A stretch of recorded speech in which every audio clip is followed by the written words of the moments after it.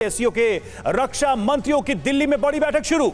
रक्षा मंत्री राजनाथ सिंह की अध्यक्षता में बैठक जारी है। संगठन के देशों के आपसी हितों पर महामंथन, क्षेत्रीय शांति और सुरक्षा पर भी हो रही है चर्चा। पर्यवेक्षक देश बेलारूस और ईरान के रक्षा मंत्री भी बैठक में हैं। बैठक में पाकिस्तान के रक्षा मंत्री वर्चुअली शामिल होंगे, वो फिजिकली यहां पर मौजूद नहीं रहेंगे। तो ये बड़ी जानकारियां इस बैठक को लेकर अभी आ रही हैं।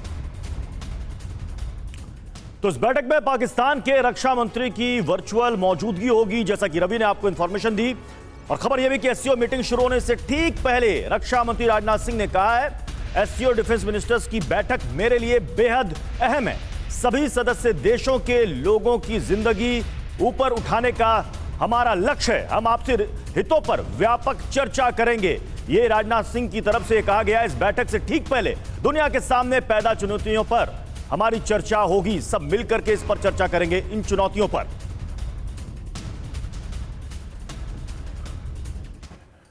और आइए अब देख लेते हैं कि मेजबान भारत ने एससीओ की मीटिंग के लिए क्या मंत्र दिया है।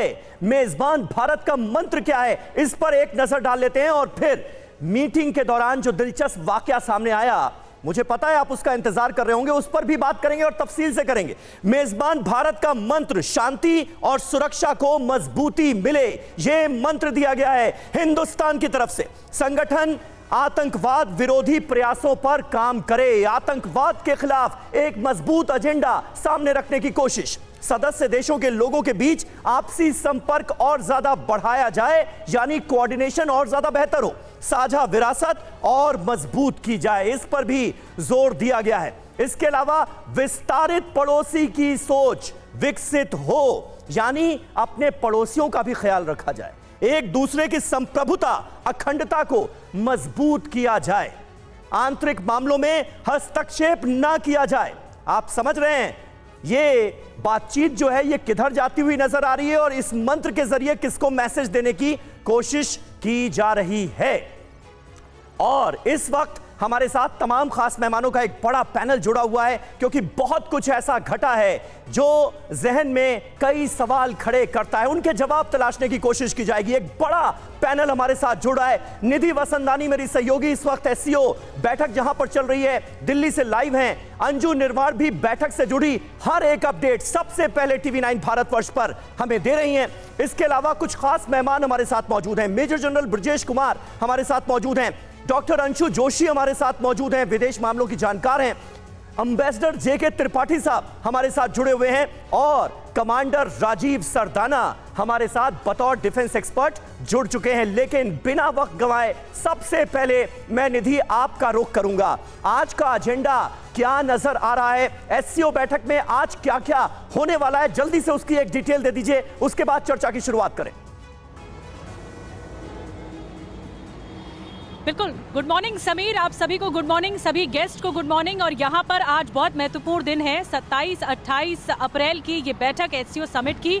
जैसा कि अंजू हमें लगातार अंदर से अपडेट दे रही है, मैं इस वक्त हयात होटल में मौजूद हूँ जहाँ पर ये बैठक शुरू हो चुकी है।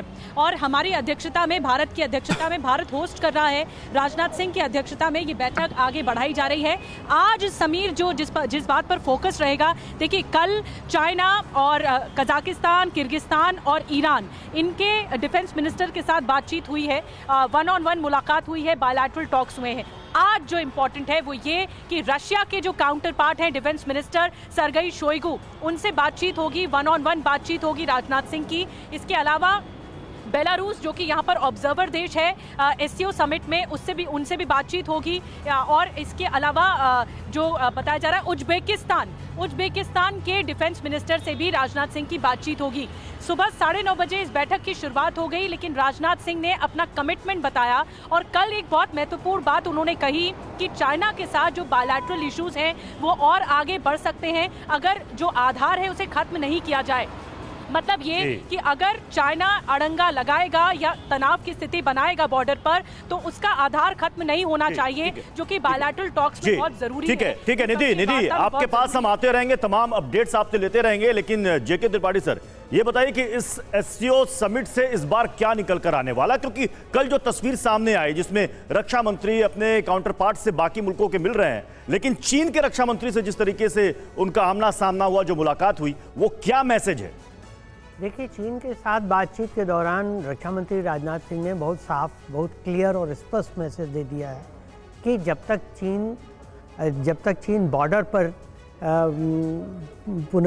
पुरानी स्थिति नहीं बहाल करेगा, तब तक चीन के साथ कोई सार्थक वार्तालाप नहीं हो सकता है, चीन के साथ संबंध कोई बढ़ नहीं सकता। तो ये बहुत बड़ा स्पष्ट संदेश है। और इस पे अब देखिए, चीन को ये पता लग जाना चाहिए कि भारत सरकार के किसी भी क्वार्टर से, किसी भी मिनिस्ट्री से, विदेश विभाग हो या रक्षा विभाग हो या प्रधानमंत्री के द्वारा हो, किसी भी जगह से इस तरह से मैसेज जो आएगा तो एक कोऑर्डिनेशन है